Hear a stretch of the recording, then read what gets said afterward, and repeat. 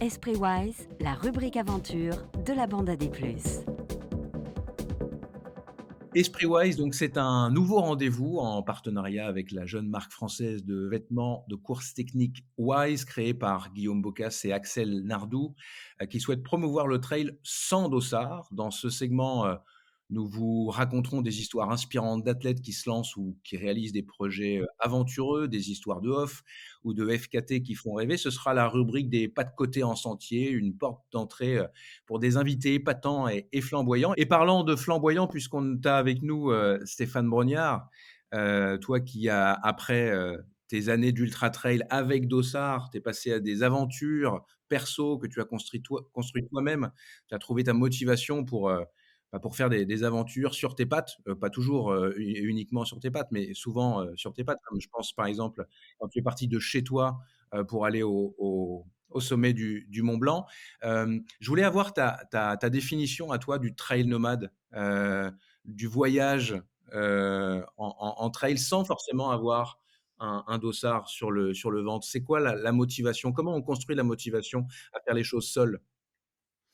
Alors là, je vais peut-être partir, de moi, mais je vais aussi te parler de façon générale. Je pense qu'il y a tout un univers, qui se développe, c'est pas d'aujourd'hui, j'ai envie de dire, que le trail running a eu envie de sortir des organisations. Alors c'est sûr que dans un premier temps, l'organisation d'un trail, et je pense que Jean-Michel a pu aussi connaître ça dans le début du trail, c'était un passeport pour aller découvrir d'autres secteurs. Moi, je serais jamais allé au-dessus du Puy-de-Dôme s'il n'y avait pas eu une course organisée. Je serais jamais allé à des tas d'endroits s'il n'y avait pas eu des organisateurs de courses de trail qui donnent envie d'aller. C'était la base aussi du trail, c'était de découvrir un univers, de découvrir des endroits. Et puis, c'est devenu un sport qui s'est un peu codifié, mais que tout un tas de personnes étaient venues aussi chercher cet espace de découverte, de courir ensemble dans différents univers. Et tout un tas de personnes, dont moi, après avoir été peut-être chercher des intérêts de performance, de sentir son corps aller dans des retranchements, aller dans des niveaux de performance importants. Et je pense que Nico, Hugo sont encore complètement là-dedans, mais le trail running n'est pas aussi fait que pour aller chercher ce genre d'événement. Il y a des personnes qui se sont dit, en plus avec l'émergence de la technologie qui nous permet maintenant de se tracer soi-même des magnifiques parcours, d'aller à la découverte d'endroits.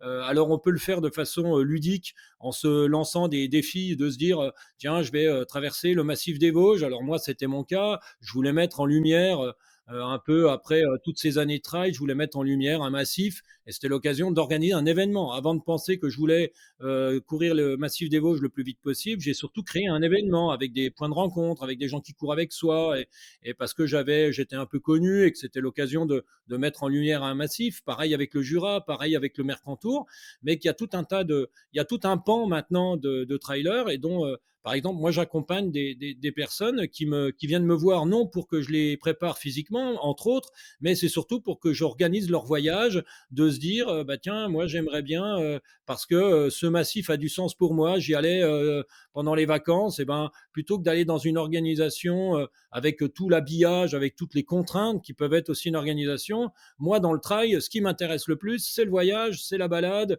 c'est les rencontres le soir dans le refuge, dans une course à étapes, c'est tout ça. Et ben finalement, j'ai absolument pas besoin d'aller dans une organisation.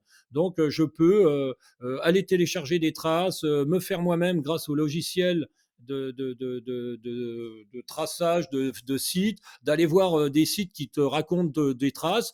Ils les prennent, ils les font, ils se les organisent, et puis voilà. Donc, ce trail nomade, c'est aussi aller peut-être à l'essence de ce qu'étaient les premiers, les chevaliers du vent, j'ai envie de te dire. Alors ça, je ne sais pas s'il y a grand monde dans la bande, à part Jean-Michel, qui savent ce que c'est que les chevaliers du vent, mais c'était un peu ça les origines du trail.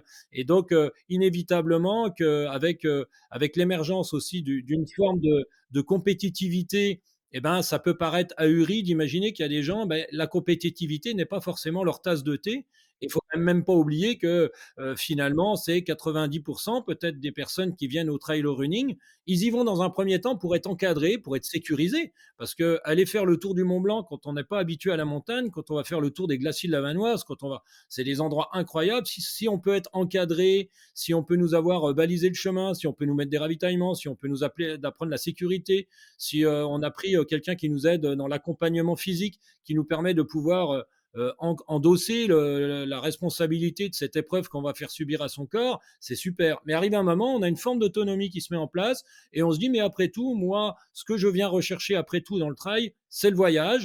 Et d'autant plus que, mais ça c'est tout à fait normal parce que c'est devenu un sport, la lumière est mise sur les gens qui vont vite devant. Elle n'est pas mise sur l'ensemble du peloton. Inévitablement, on va parler du classement et on va mettre en avant tout un tas de personnes. On va pas forcément. Donc il dit bon, moi je suis qu'un anonyme parmi tout ça, mais ce que je viens chercher au plus profond, et d'autant plus que tout un tas de pataquès est fait sur éventuellement les gens de devant, ben moi j'ai pas besoin de tout ce monde-là et je peux me débrouiller par moi-même. Même si j'ai participé au début de ma formation de trailer à la fête, ben maintenant je peux aussi la vivre par moi-même, voire même m'organiser à plusieurs des balades par soi-même. Et il y a tout un pan d'athlètes maintenant qui s'organisent tout un tas d'événements. Il y a même carrément des associations qui existent aussi et qui créent des balades qui sont mais à des années-lumière d'avoir un jour envie de prendre un dossard. J'exagère en disant que c'est des marches gourmandes un peu plus costauds, mais pas loin. Et pour les gens qui ont envie, tu sais, t'écoutent, ils te disent: «Ah, bah, j'aimerais bien faire ça», mais qui ont aucune expérience et qui ont Ouais. d'une certaine manière un peu peur parce que c'est sécurisant comme tu disais tout à l'heure d'une certaine Oui. manière. Quand tu vas sur, une course, et que tu mets un dossard, tu as un cadre, mais même Mmh. si tu as envie de passer le cap de faire quelque chose par toi-même, c'est épeurant. Quel conseil tu donnerais? Puis après on s'arrête là, on aura l'occasion de rentrer plus dans le détail durant l'année sur ce sujet. Mais c'est quoi le 1er conseil que tu donnerais à des débutants qui ont envie de faire ce trail nomade? Il y a quelques années en arrière, le diplôme d'accompagnateur moyenne montagne, il s'est renforcé d'une spécificité, qui est le trail et l'unité 4 ou je sais pas, module 4 je crois que ça s'appelle ou je sais plus quel terme, qui a la possibilité, parce que là, on est un peu à cette frontière-là, c'est-à-dire se rapprocher d'un professionnel accompagnateur qui est diplômé, dans le trail ou se rapprocher d'un club, qui peut nous donner bien souvent tout un tas d'expériences. Tous les clubs maintenant d'athlétisme sont bardés d'un petit club de trail, des groupes de trail, il y en a partout en France, des accompagnateurs moyenne montagne qui ont cette spécificité trail, il y en a partout. Rapprochez-vous de ces gens-là parce que ces gens vont aussi être une mine d'or. Ça veut dire que ce petit groupe de 15-20 personnes, ce petite association du club d'athlétisme, en cette petite section trail, sont bardés de gens qui ont vécu tout un tas de choses et qui assez rapidement va vous donner envie d'aller être sur des sorties peut-être du quotidien, mais sur une sortie longue, et puis un jour de se dire, bah, est-ce que avec un peu de matériel, avec quelqu'un qui m'accompagne sur une journée, il me prendrait pas l'envie d'y passer 14 jours à traverser du lac Léman jusque Nice en suivant le GR5 avec un balisage et à y mettre tout ça dans ma montre de GPS sans un jour être passé par un dossard. Alors ça, c'est peut-être pas un pan que vous vous rendez compte, mais moi, effectivement, depuis que j'ai quitté ce monde de la compétition, et je le vois bien hein, au sein de la team que j'accompagne, sur les 70-80 athlètes de la team, il y en a une bonne moitié qui ne prennent absolument plus de dossard et qui sont complètement là-dedans. Dans l'organisation, ils passent beaucoup plus de temps à finalement organiser leur voyage pour aller passer du temps et ça les empêche pas d'être dans la rando trail comme nous, par exemple, comme Nico ou comme Hugo ou même comme Jean-Michel le connaît sur des reconnaissances. C'est un peu comme ça sur des courses à étapes, mais organisées soi-même. Bah, merci beaucoup Stéphane. Ce qui est bien quand on te pose une question, c'est que généralement tu réponds à 6. Donc c'est assez génial. Je pense que c'était enrichissant, et ça introduit bien, ce que va être cette rubrique, Esprit Wise tout au long de la saison. On passe au sondage des plus. Ça aussi c'est une nouveauté. La bande à des plus, présentée par Nicolas Ferret.